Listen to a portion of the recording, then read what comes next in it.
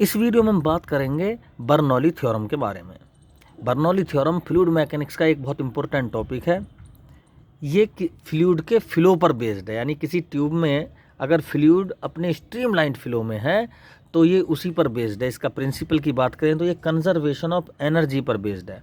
हम जानते हैं कि जब कोई फ्लूइड किसी स्ट्रीमलाइंड पाइप में उसका फ्लो होता है तो उसके अंदर प्रेशर एनर्जी होती है, काइनेटिक एनर्जी होती है और पोटेंशियल एनर्जी होती है, जो हमने पिछली वीडियो में डिस्कस की हैं। तो इस थ्योरम के अकॉर्डिंग जब कोई आइडियल लिक्विड किसी स्ट्रीमलाइंड पाइप में अपने स्ट्रीमलाइंड फ्लो में होता है तो उस पाइप के अंदर हर पॉइंट पर जो ये तीन एनर्जी होती हैं, pressure energy at per unit volume, kinetic energy at per unit volume और तीसरी है potential energy at per unit volume, इन तीनों एनर्जीज का सम कांस्टेंट होता है।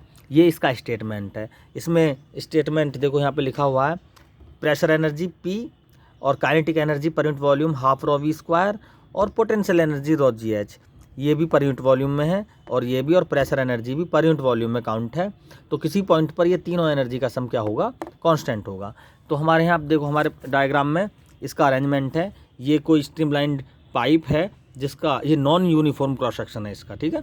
यहाँ पर एरिया A1 है और इसके दूसरे सिरे पर एरिया A2 है और इस सिरे का P, ये P सिरा है, इसकी हाइट अर्थ सरफेस से H1 और Q पॉइंट की हाइट इस अर्थ सरफेस से H2 है। अगर कोई पाइप मैंने मान लिया इसमें आइडियल लिक्विड अपने स्ट्रीमलाइन फ्लो में है और इस P साइड में वेलोसिटी V1 और Q साइड में इसकी वेलोसिटी V2 है, तो हम किन्हीं दो पॉइंट को लेकर ये प्रूफ करेंगे कि उन दोनों पॉइंट पर टोटल एनर्जी का सम क्या है, कांस्टेंट। तो सबसे पहले हम P पॉइंट को ही ले रहे हैं। हमने इस पॉइंट को ले लिया, इस पॉइंट पर टोटल एनर्जी, और दूसरा पॉइंट है Q, इस पॉइंट पर टोटल एनर्जी हम इसमें बराबर प्रूफ करेंगे।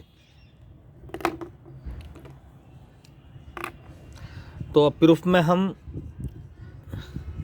सबसे पहले क्या करेंगे, चूंकि ये कंजर्वेशन ऑफ एनर्जी पर बेस्ड है।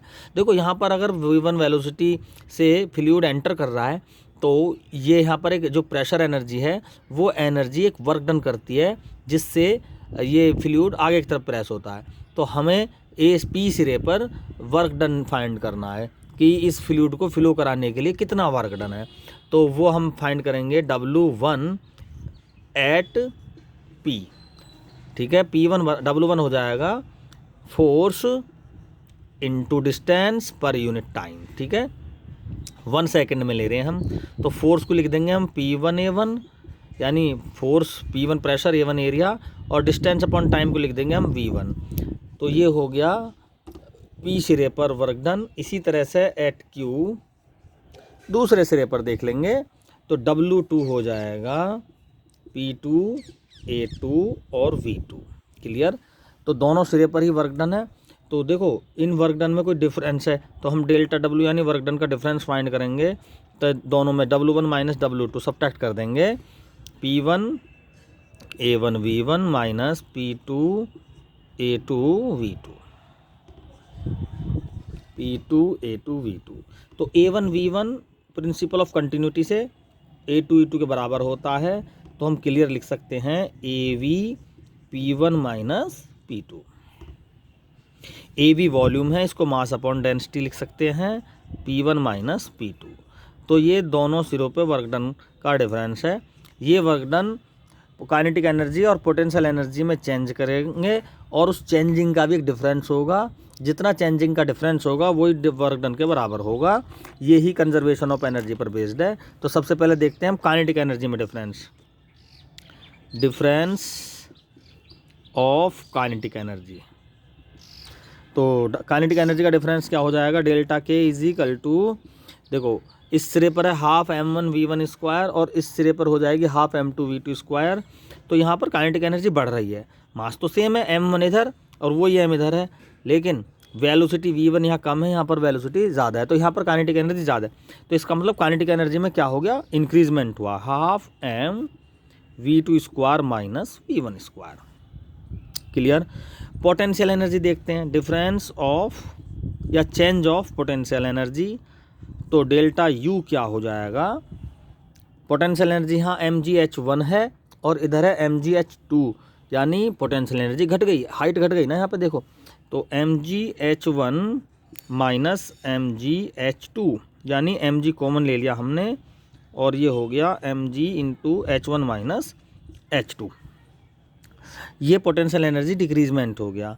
तो एनर्जी में, इस मैकेनिकल एनर्जी में टोटल चेंज कितना हो गया, डेल्टा ई अगर हम लिखें तो ये हो जाएगा, इंक्रीजमेंट हुआ था डेल्टा के में, तो डेल्टा के पॉजिटिवली चेंज हुई और डेल्टा यू क्या हो गया, इसका नेगेटिवली चेंज हो गई। ठीक है, तो माइनस डेल्टा यू।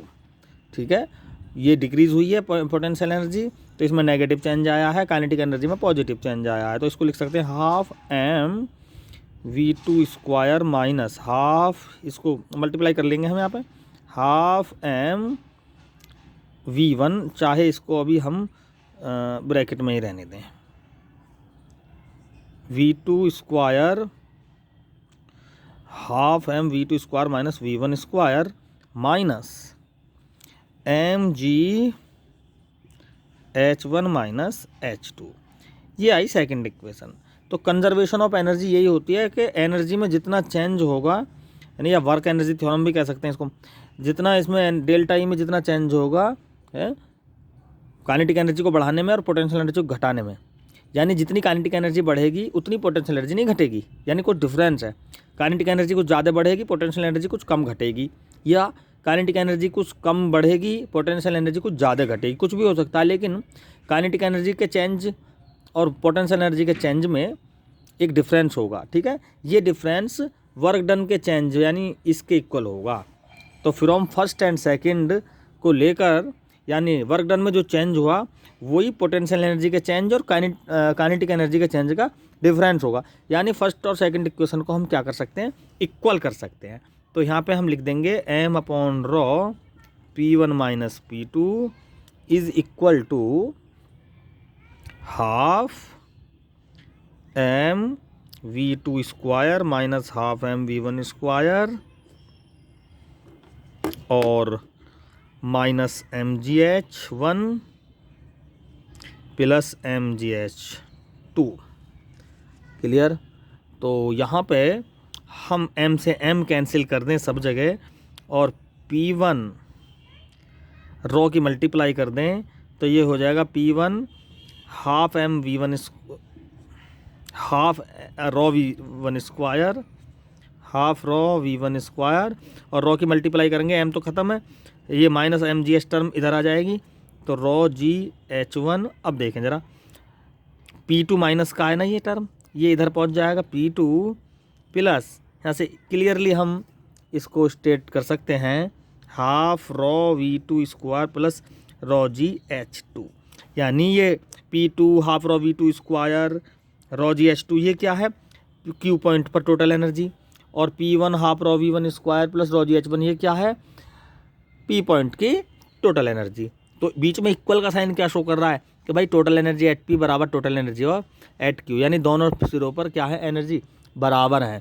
इसका मतलब ये P plus half raw v square और रॉ gh का जो सम है वो हर पॉइंट पर कांस्टेंट होगा। हर पॉइंट मीन्स चाहे तो Q पॉइंट ले लो, चाहे P पॉइंट ले लो, चाहे कोई बीच का पॉइंट ले लो। ठीक है, किसी भी पॉइंट पर देखें तो pressure energy at per unit volume, kinetic energy at per unit volume और potential energy at per unit volume का सम क्या होगा, कांस्टेंट होगा। ठीक है, आगे हम देखेंगे इनके velocity head, pressure head and gravity head.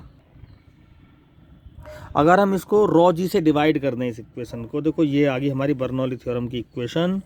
अगर हम इसको रॉ जी से डिवाइड कर दें तो ये हो जाएगा P अपॉन रॉ जी, ये हो जाएगा V स्क्वायर अपॉन 2G और ये रॉ जी से कट गया, ये H हो जाएगा, ये भी कांस्टेंट। तो भाई ये हो जाएगा आपका प्रेशर हेड। अगर प्रेशर हेड फाइंड करने के लिए आएंगे तो P अपॉन रॉ जी फॉर्मूला लगा दो, प्रेशर हेड, ये वेलोसिटी हेड कहलाता है और ये ग्रेविटी हेड कहलाता है। ठीक है, तो अगर देखें ज़रा ये H1 और H2 बराबर हो जाएं तो फिर इक्वेशन में से ये H वाली टर्म जो है ये कैंसिल आउट हो जाएंगी, यानी रॉ जी H1 और रो जी H2 कैंसिल आउट हो जाएंगी। कब? अगर दोनों H1 और H2 बराबर हो जाए तो फिर हमारी सिंपल इक्वेशन बन जाएगी P plus half rho v square is equal to constant. ठीक है, अगली नेक्स्ट वीडियो में हम बातें करेंगे बर्नौली थ्योरम से रिलेटेड एप्लीकेशंस की। Thank you.